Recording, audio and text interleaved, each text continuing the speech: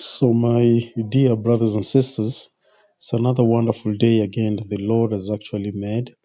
And today I am actually listening to a testimony that was given by Elder Jeffrey R. Holland concerning the relationship that we do have with the Savior and what each individual member of the church needs actually to do.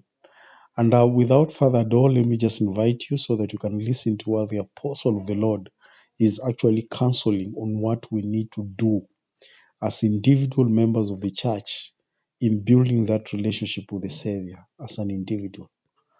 Please welcome. For every individual to have a relationship with Christ, because salvation is a personal, individual experience.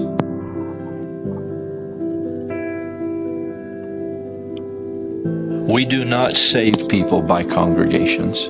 We are ourselves saved, one individual at a time. This is a very personal relationship with Christ. The Savior understands us because he's not an abstraction, because he is a living, breathing, real Son of God, the living Son of the living God. People who think they've sinned too much or gone too far or been away for too long and somehow can't come back into the circle, my declaration is no one can fall lower than the light of Christ shines. That isn't possible. I think by coming to participate in the sacrament, the Lord's Supper, is the most dramatic way weekly that we can show that we want to identify with him, and that in fact there will be a reciprocal gift and power that comes back from that. As we come to participate and be solidly with the Savior in that act, that solidity and that engagement comes back to us, and we leave that congregation, we leave that meeting with a strength and a power and an understanding from him that we didn't have before. Part of it is because we understand him better, but clearly it represents the fact that he understands us.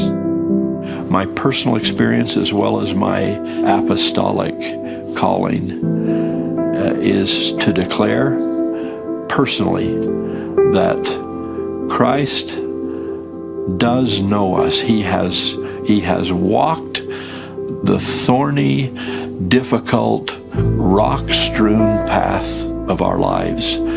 How he did that, I don't know. I don't know. He didn't have a divorce, so you could say, well, how does he know about me? Because I had one. I don't know how he does that, but if somebody out there's had a divorce, he understands. This sounds awkward to say, but God loved me in a sense almost as much as he loved his only begotten Son. At least I can say this, he gave his only begotten Son for me. And that says something about my worth in his eyes and my worth in the eyes of the Savior, and his willingness to go to Gethsemane and Calvary for me. I'll never have to do that. I don't have to bleed. Amen. We cannot comprehend what actually made him to do that for us. We cannot comprehend.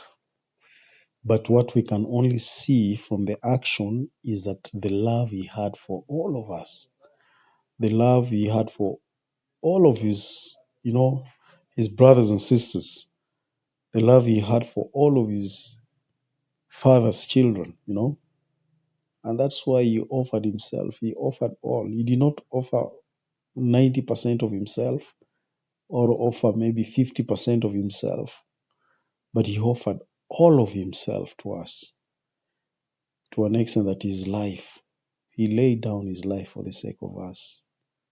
You can imagine greater love that he had for all of us. That is something that when you think of, at times it may not actually make sense. But man, it is the Spirit of God that will help you understand everything. It is the Spirit of God that will help us understand everything and what exactly made the Savior go through that. This is powerful. This is powerful. Have to die for somebody else's sin, and I don't have to be that lonely. But I understand it, and I love it, and I appreciate it. And what it means to me is that he understands me, that he loves me, and that he reaches me. So I can't explain how that happens. I just know that it does.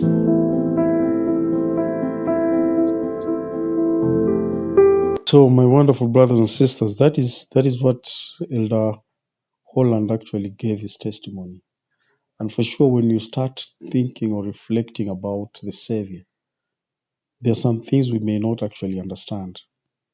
There are some things we may not understand. But the fact that they happened, it is actually an expression of a pure love that he has towards each one of us. Each one of us. The blacks, the whites, the yellows, the greens, the blues, whatever. All those definitions that men have given themselves. But in the eyes of God, we are all his children, and he died for us all. Okay? He died for us all. And I think that is something that we need exactly to think about. Because we cannot be a people who believe in Christ and still we have some prejudice. That one should be very humbling, that the Savior really paid for us all. Otherwise, thank you very much. God bless you. And I'm looking forward to see you again next time. Please, for those who've not subscribed, please make sure you subscribe. You hit that black button there that is written subscribe. And we'll move forward as the Lord actually is giving us grace. Otherwise, I wish you one of the best years experience. And I think 2025 will be one of your blessed year.